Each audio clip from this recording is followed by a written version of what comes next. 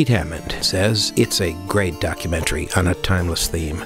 It is a fascinating film that begins with one small, odd incident and mushrooms into a huge scientific investigation of apparent messages from the other side.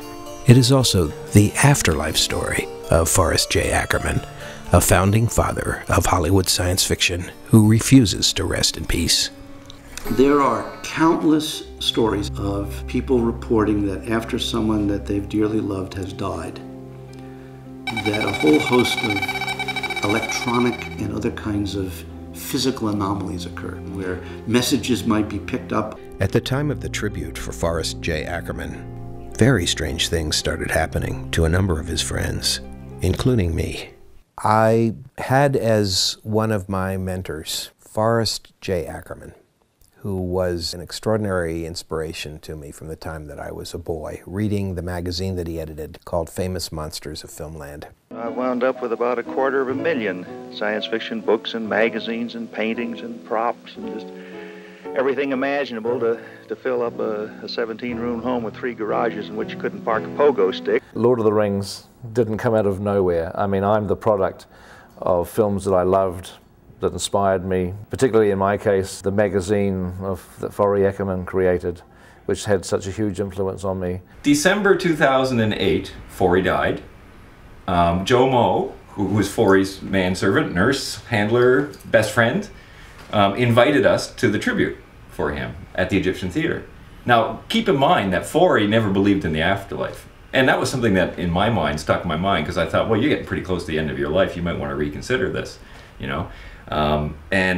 So we went to Forrest's grave. Now, this is at the Forest Lawn Cemetery. And so I walked up, and just for some reason, I wanted to see if the crypt was hollow, like if you could hear it. Hello, Uncle Forrest.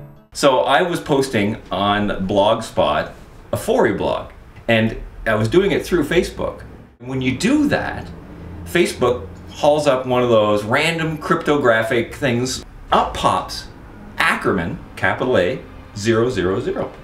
And I said, I can't believe this. It's a little bit spooky, you know, it's kind of a thing, and we were having a discussion about what it really meant. Yeah. And I said, like, you know, Ackerman reset, Ackerman new life, reboot. Ackerman dead. And the minute we said the word dead, my computer, which I hadn't even touched yet, the screen was down. It was on, but it was down. Blurts out this in a childlike voice. Oh my gosh, no way! The thing that struck me as very strange was the fact that my computer screen wasn't up, so there's no reason my computer should be suddenly starting to talk to me. I spoke at his tribute, and soon afterwards, like the Canadian filmmakers you've heard from, something very strange happened to me. This is the original document that this happened with. I was alone in the house, the doors were locked, I plunked it down onto the bed and went into the bathroom.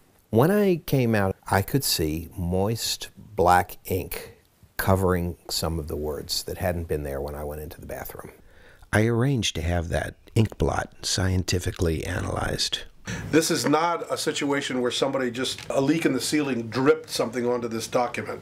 That's absolutely for sure, because the obliteration is very neat. I don't know how to recreate this. I couldn't do it. A line was targeted. Targeted? Yeah. What did it mean that that line on the document was targeted? And what was the message? The quest to find out that answer, and the suspicion that it could have originated with the late Forrest J Ackerman, opened up doors for me that led to an investigation of after-death communication of all kinds. When I first started out in the medical field, working our small-town hospital, again, my job was, as people died, I would hold their hand. I don't believe people should pass from this earth over to whatever is on the other side alone. I was taking care of a man who was clearly dying, and I was holding his hand. And as he took his last breath, you saw the spirit come up from the body and just come up like this. We've never paid so much attention as we are now, and the nurses are talking about not just hearing them, these stories, but now they're beginning to see things collectively.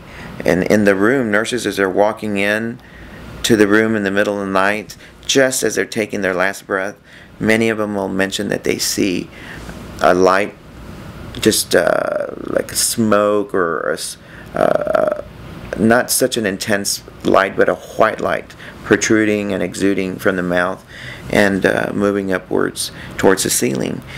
They would see light just emanating from under the door, and when they open it, it disappear. Temperature changes in the room. Even during the day, one of the doors, which are quite heavy, will open up, and then you'll hear the floor creak. So whenever weird stuff like that happens, we just say, well, there's the ghost. And we'd always heard that our house was a birthing hospital, so we kind of thought there might be a connection.